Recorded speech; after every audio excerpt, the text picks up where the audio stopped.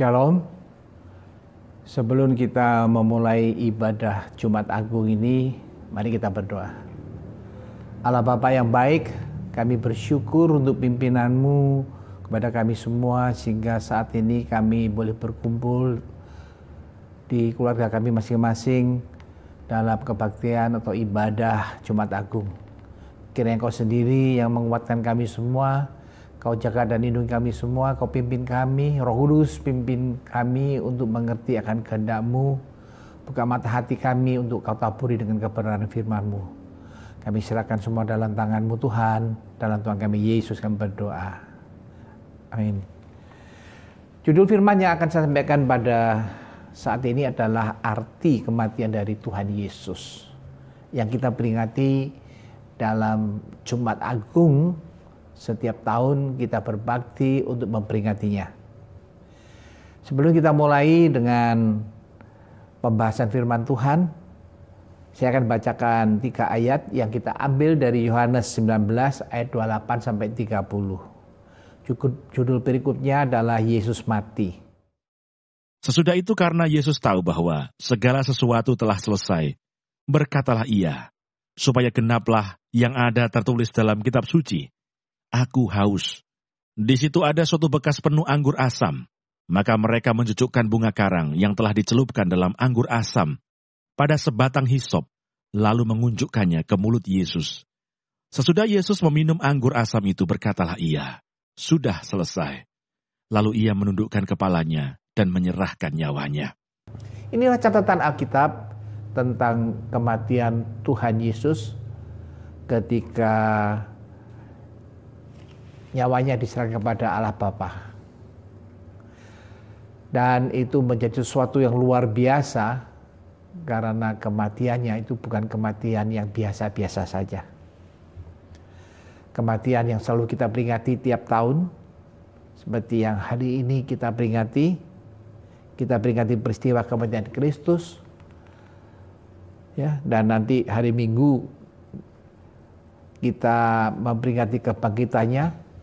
Walaupun saat ini dalam suatu situasi yang berbeda, kita berbakti di ibadah di rumah masing-masing. Mungkin ada perasaan sedih karena kita tidak bisa merayakannya bersama saudara seiman kita di gereja. Namun kiranya itu tidak mengurangi penghayatan kita akan karya keselamatannya, melainkan memberi penghiburan tersendiri bahwa apapun keadaannya, tidak ada yang dapat memisahkan kita dari kasih Kristus. Itu yang penting. Mari kita terus bersatu hati memohon kepada Tuhan agar pandemi COVID-19 ini dapat segera berlalu. Sementara itu tetaplah beribadah di rumah masing-masing dan nikmatilah anugerahnya. Jumat Agung yang kita peringati hari ini adalah hari Jumat sebelum Minggu Paskah. Hari peringatan penyaliban Tuhan Yesus Kristus dan wafatnya di Golgota.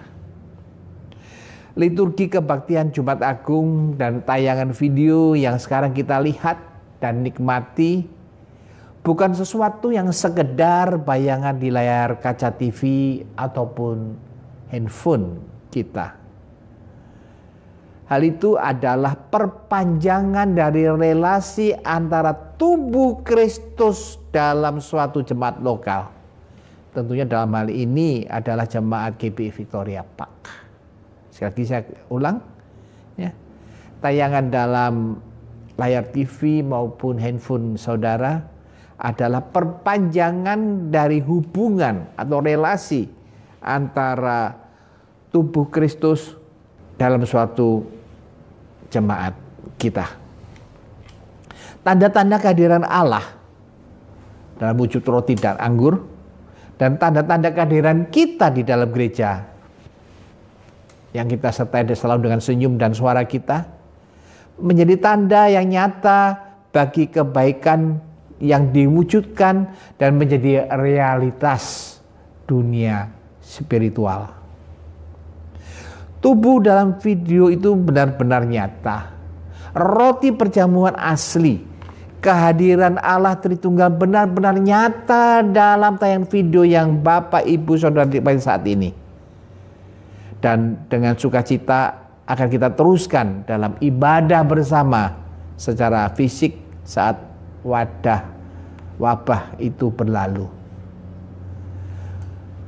Pergeseran budaya itu seringkali menjadi goncangan tempat gereja dibangun. Ketika kita menerapkan firman yang tidak pernah berubah itu ke dunia yang terus berubah, karunia fisik Allah bagi umat Allah saat ini. Apapun yang kita lakukan saat ini dalam melakukan ibadah dengan memanfaatkan teknologi, semuanya itu tidak akan mengurangi hikmat persekutuan kita dengan Kristus. Saat ini kita lagi memperingati Tuhan Yesus Kristus. Seringkali orang menyamakan Jumat Agung dengan Paskah. Terjadi sedikit kebingungan, kekacauan. Tapi saya mau katakan bahwa ibadah Jumat Agung pada hari Jumat dan Paskah pada hari Minggu, keduanya adalah berbeda. Pada Jumat Agung kita mengingatkan kembali penderitaannya untuk kita dan untuk kehidupan kita. Penderitaan Tuhan Yesus itu dimulai ketika ia ditangkap di Taman Getsemani untuk dihadapkan pada Pontius Pilatus untuk diadili.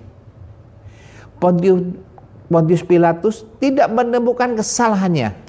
Dan orang-orang Yahudi meminta Pilatus untuk disalibkan. Sampai dia dibaringkan di atas kayu salib. Dan orang Romawi menghujamkan paku yang besar dan tajam ke tangan dan kakinya. Hal ini menyebabkan kesakitan yang luar biasa bagi Kristus. Setelah dipaku, didirikan salib Yesus dan kedua tangannya yang terentang di paku harus terguncang-guncang menahan beban tubuh akibat salib. Bisa dibayangkan seberapa sakitnya Tuhan Yesus saat itu. Mulai tengah hari langit menjadi gelap dan menjelang pukul 3 sore, maka Tuhan Yesus berseru kepada Bapa di surga, Eli, Eli, lama sabachthani, yang artinya, Allahku, Allahku, mengapa engkau meninggalkan aku? Saat itu Yesus ditinggal oleh Bapa di surga. Bapa memalingkan wajahnya dari Yesus yang begitu buruk rupanya. Karena saat itu dia sedang menanggung atau memikul dosa seluruh dunia. Dosa saudara dan dosa saya. Setelah itu Tuhan Yesus harus haus dan diberikannya anggur asam. Setelah minum dia berkata, sudah selesai. Dan menyerahkan nyawanya kepada Bapa di surga. Dia mati untuk saudara dan saya. Tuhan Yesus mengorbankan dirinya untuk saudara dan saya. Kita sebut pengorbanan Yesus, apa artinya? Banyak dari kita berpandangan bahwa Yesus sangat mengasihi manusia sehingga ia rela mati di kayu salib untuk menebus dosa kita. Sampai di situ pengertian kita tidak salah. Padahal ketika kita mau mendalami lebih dalam tentang arti penebusan, hati kita akan menangis ketika mengerti begitu jauh yang dilakukan Tuhan Yesus Kristus. Dia tidak hanya menebus dosa kita, tapi juga menyelamatkan kita. Ketika manusia jatuh dalam dosa, ada kecenderungan manusia untuk lari dari Tuhan. Itu jadi kenyataan. Padahal Tuhan Yesus tidak lari, malah dia memikul semua dosa umat manusia. Ya, manusia jatuh dari dosa, cenderungnya untuk lari dari Tuhan. Ini bisa dilihat, diketahui. Waktu Adam dan Hawa jatuh ke dalam dosa, mereka bersembunyi dari Allah dan yang mencari mereka.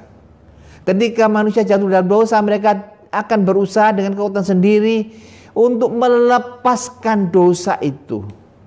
Ingat, ketika manusia jatuh dalam dosa, mereka menyemat pakaian dari pohon ara dan menutup aurat mereka. Ini memperlihatkan manusia berusaha dengan kekuatan sendiri. Jadi ketika manusia jatuh dalam dosa, manusia jauh dari Allah dan tidak dapat mendekat kepada Allah.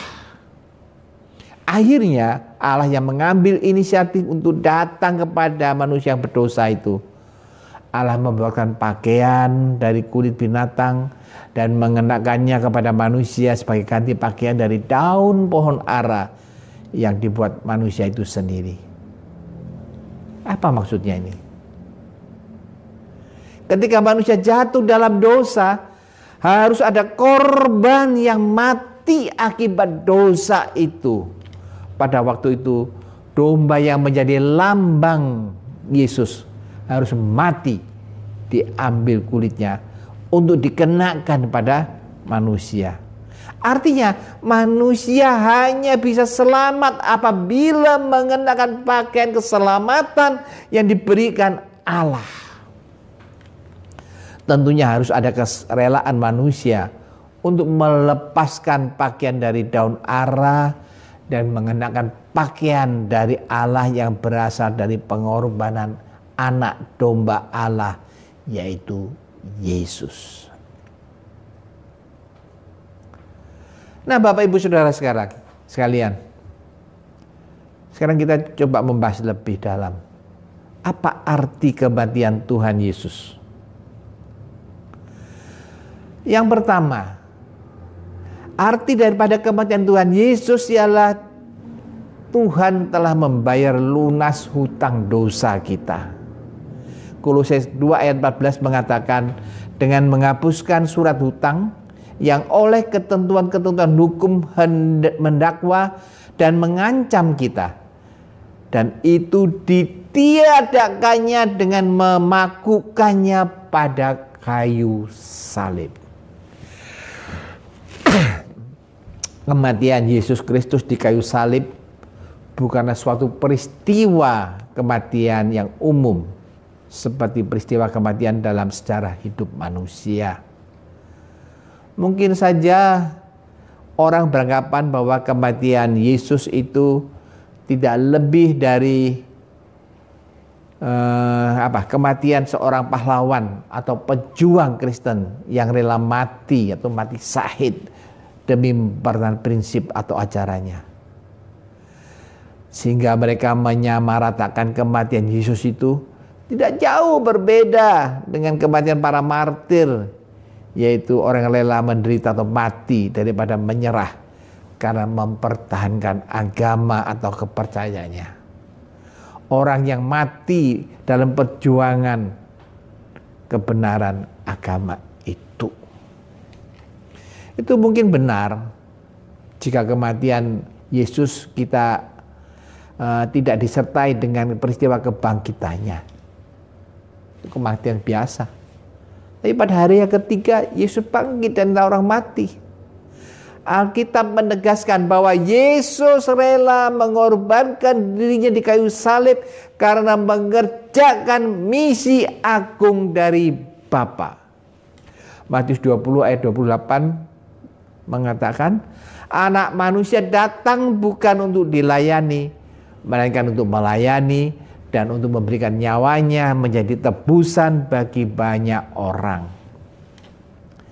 Supaya setiap orang yang percaya kepadanya tidak binasa, melainkan beroleh hidup yang kekal. Kematian Yesus merupakan penggenapan terhadap bentuk-bentuk korban yang terdapat dalam perjanjian lama. Darahnya yang tercurah adalah korban sempurna yang dipersembahkan oleh seorang imam besar, yaitu adalah dirinya sendiri. Jadi Yesus Kristus selaku imam besar datang kepada Allah dengan membawa korban, dan korban itu adalah tubuhnya sendiri. Dalam perjanjian lama, korban adalah simbol pengampunan dosa dan jalan pendamaian manusia dengan Allah. Maka melalui kematian Tuhan Yesus Kristus, Dia telah membayar hutang dosa seluruh umat manusia. Melalui pengorbanan Yesus Kristus, kita dilayakkan menerima pengampunan dosa, sebab seluruh hutang dosa kita telah lunas, terbayar. Itu yang hal pertama.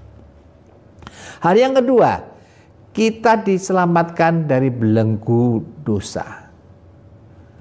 Kalau tadi yang pertama itu karya penebusan, sekarang kita diselamatkan dari belenggu dosa. Yohanes 19 ayat 18 mengatakan, dan di situ Ia disalibkan mereka, dan bersama-sama dengan Dia disalibkan juga dua orang lain, sebelah menyebelah, Yesus di tengah-tengah. Peristiwa kematian selalu diiringi dengan kesedihan dan kepedihan yang sangat mendalam. Apalagi kalau mendengar apa yang terjadi saat ini, ya, keluarga banyak yang masuk ruang isolasi di rumah sakit, ya, dari masuk sampai dikubur dan tidak pernah ketemu lagi kalau dia tidak mengalami kesembuhan. Tentu itu diiringi dengan rasa pedih yang luar biasa. Namun bagi orang percaya, kematian Yesus justru adalah peristiwa yang besar dan harus disyukurin. Karena di dalam kematian Yesus Kristus ada pengampunan dosa. Kita dibebaskan dari kutuk, ada masa depan dan memiliki pengharapan. Amsal 23 ayat 18 mengatakan, masa depan sungguh ada dan harapanmu tidak akan hilang. Kematian Yesus Kristus yang berarti surga bukan hanya angan-angan, tapi menjadi bagian yang pasti bagi anak-anak Tuhan. Kematian Yesus Kristus berarti pula jaminan bagi kita untuk mengalami berkat yang berkelimpahan. Hal ini dinyatakan dalam Efesus 1 ayat 3. Terpujilah Allah dan Bapa Tuhan kita Yesus Kristus, yang dalam Kristus telah mengaruniakan kita segala berkat rohani di dalam surga. Bapak Ibu saudara sekalian, di atas Golgota sepertinya Yesus mengalami kegagalan dan kehancuran. Mungkin pada saat itu iblis tertawa, tapi justru disitulah kedaulatan Allah dinyatakan dan kemenangan diraih. Memang bagi dunia salib adalah kebodohan, tapi bagi kita salib adalah bukti kasih Allah yang menyelamatkan. Karena melalui kematian Yesus Kristus kita diselamatkan. Maut tidak berkuasa lagi. Jadi kekristenan tidak dapat dipisahkan dari salib. Hanya melalui iman percaya kita kepada Yesus Kristus, tanpa dikarenakan apa yang telah kita lakukan. Keselamatan itu kita terima dengan cuma-cuma, seperti tertera dalam Roma 3:23-24. Karena semua orang telah berbuat dosa dan telah kehilangan kemuliaan Allah, dan oleh kasih karunia telah diberikan dengan cuma-cuma karena penebusan dalam Kristus Yesus. Sebagai orang berdosa, kita tidak sanggup membebaskan diri dari kutuk dosa. Dan hanya melalui penumpahan darah Kristus di atas kayu salib, inilah dosa-dosa kita ditebus. Tanpa kematian Yesus tidak ada jalan keselamatan bagi umat manusia di muka bumi ini. Hal yang ketiga, arti daripada kematian Tuhan Yesus yang kita peringati saat ini. Yang ketiga, menjadi momen membangun mentalitas pemenang. Sebab itu, apakah yang akan kita katakan tentang semuanya itu? Jika Allah di pihak kita, siapakah yang akan melawan kita? Rasul Paulus dengan sangat jelas mengatakan, kalau Tuhan Allah itu ada di pihak kita, kita pasti akan jadi pemenang. Karena gak ada satu kuasa pun di dunia ini yang bisa mengalahkan Allah Bapa kita di surga. Kemenangan Kristus di atas kayu salib adalah berita buruk bagi iblis, tapi merupakan berita sukacita bagi kita orang percaya. Kalau iblis menjadi sedih, menjadi sesuatu yang tidak mengenakan dia karena kemenangan Kristus di kayu salib, tapi bagi kita merupakan suatu kebahagiaan yang luar biasa. Saya akan cuplik beberapa ayat dari 1 Korintus 15 ayat 54, 55 dan 57 yang saya rangkai dalam satu kalimat. Maut telah ditelan dalam kemenangan. Hai maut, di manakah kemenanganmu? Hai maut, di manakah sengatmu? Syukurlah kepada Allah yang telah memberikan kepada kita kemenangan oleh Yesus Kristus, Tuhan kita. Belenggu dosa dan akibatnya telah dipatahkan. Kemenangan orang percaya tidak ditentukan oleh berapa lama kita menjadi orang Kristen atau seberapa aktif ia terlibat dalam pelayanan di gereja. Tapi kemenangan sepenuhnya ditentukan oleh faktor iman.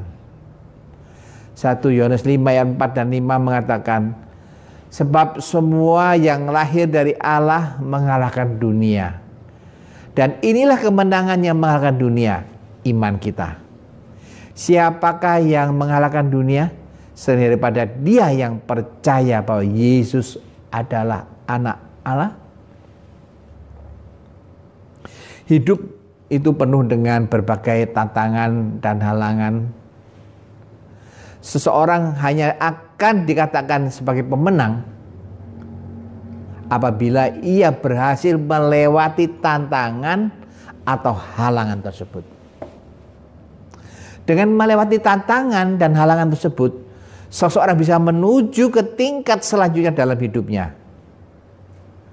Dengan halangan dan tantangan tersebutlah nantinya kepribadiannya akan terbentuk.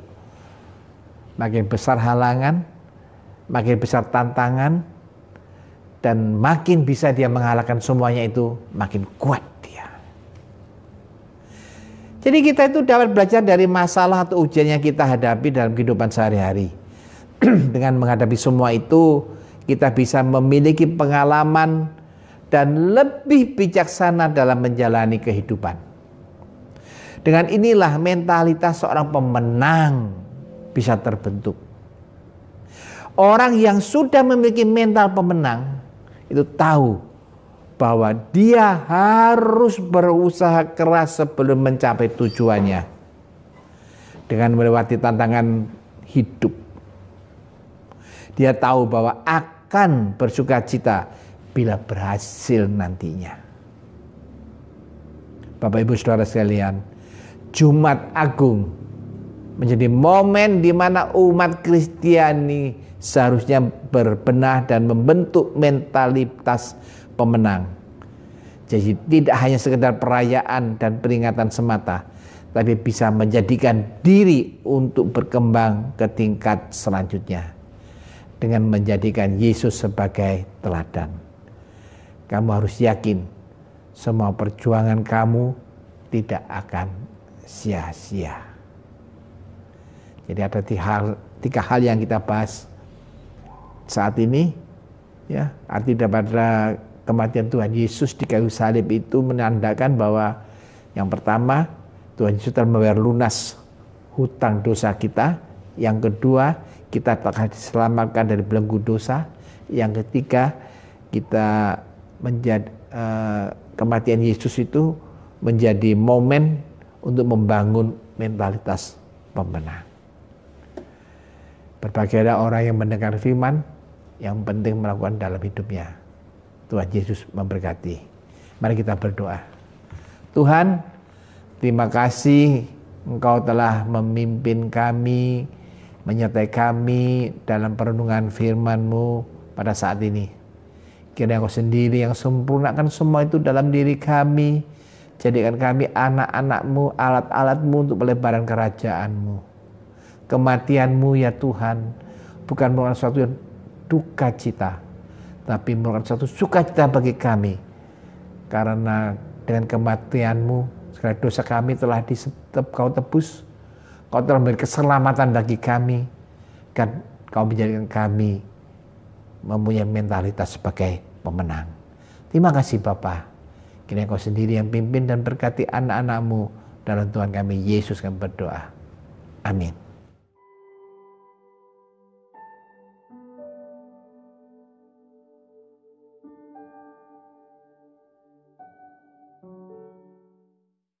Mari Bapak Ibu yang dikasihi Tuhan, kita bangkit berdiri bersama-sama.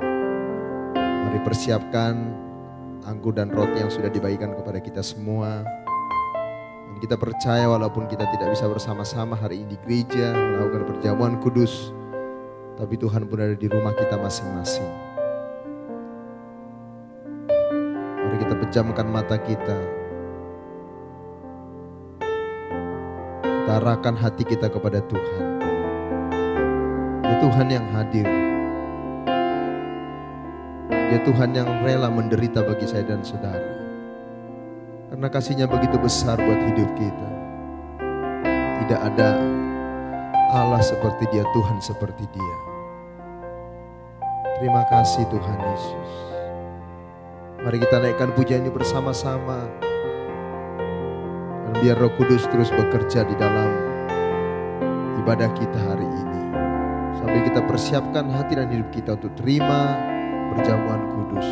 Terima kasih Yesus. Terima kasih Tuhan. Terima kasih. Kasih yang terindah,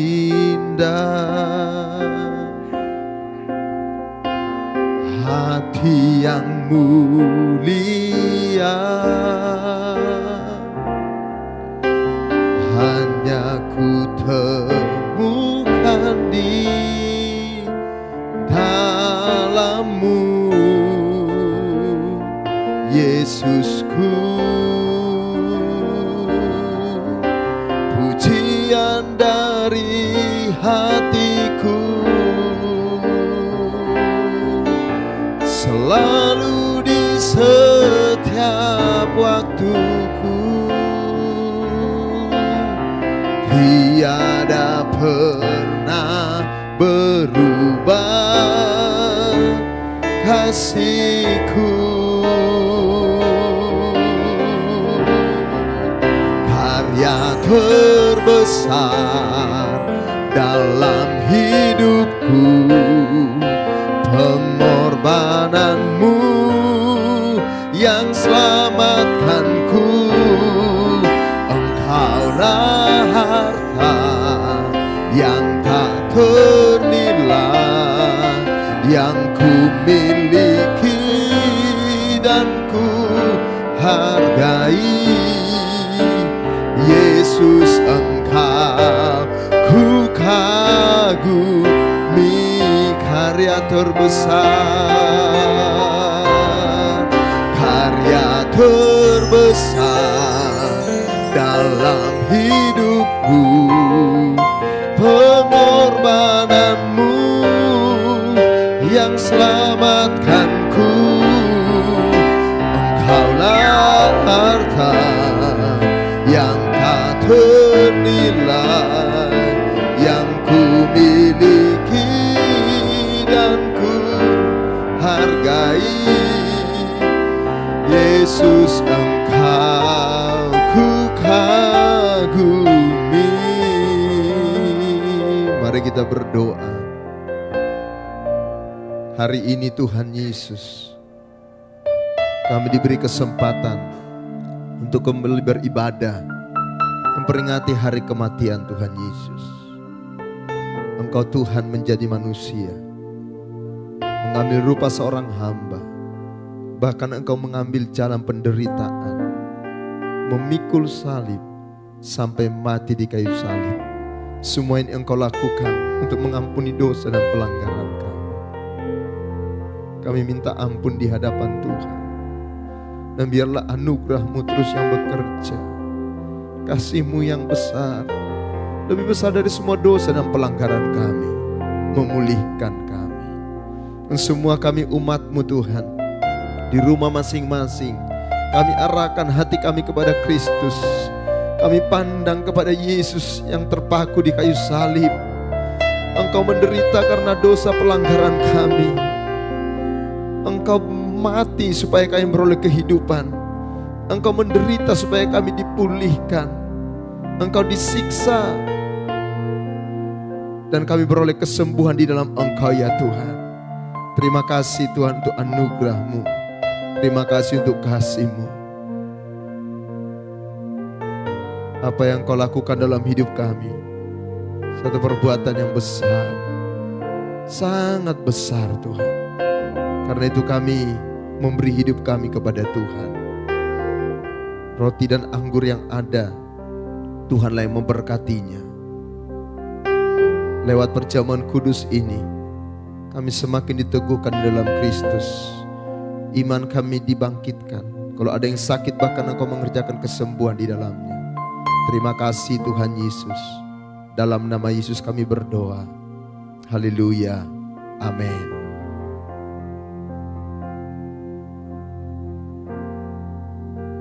Mari kita angkat roti di hadapan Tuhan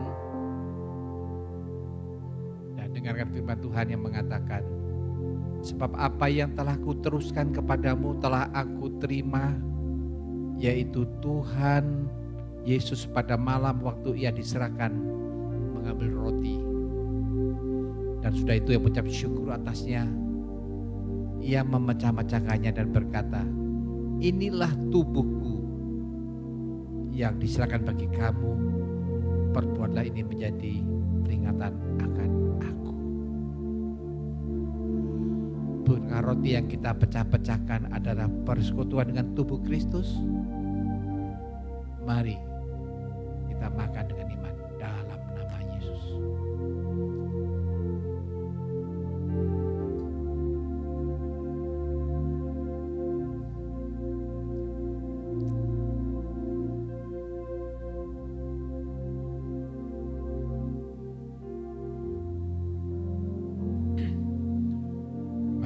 Mari kita angkat gelas anggur di hadapan Tuhan. Firman Tuhan mengatakan, demikian juga Ia mengambil cawan dan makan lalu berkata, cawan ini adalah perjanjian baru yang dimeteraikan oleh darahku.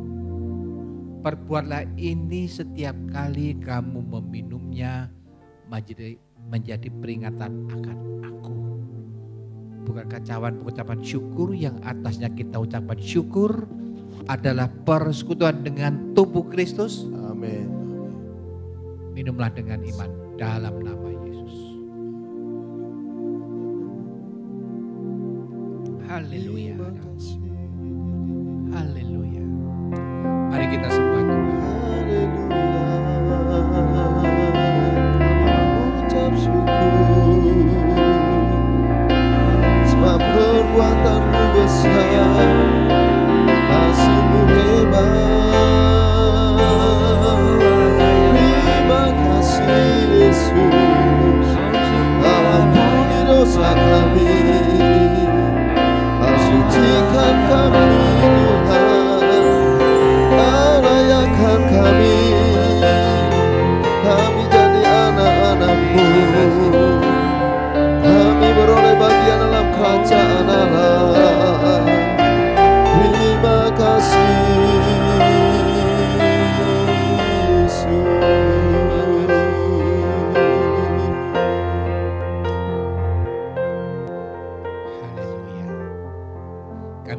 bersyukur Tuhan untuk pimpinan-Mu. Dan kami bersyukur untuk segala anugerah-Mu. Kami serahkan seluruh hidup kami dalam tangan-Mu ya Tuhan. Biar Kau sendiri yang beracara dalam kehidupan kami. Dalam perjamuan kudus ini ya Tuhan. Selain kami memperingati akan kematian-Mu Tuhan. Kami duduk semeja dengan Engkau ya Tuhan. Kami yakin dan percaya Tuhan Roh Kudus hadir di antara kami. Amin, amin, amin. Untuk itu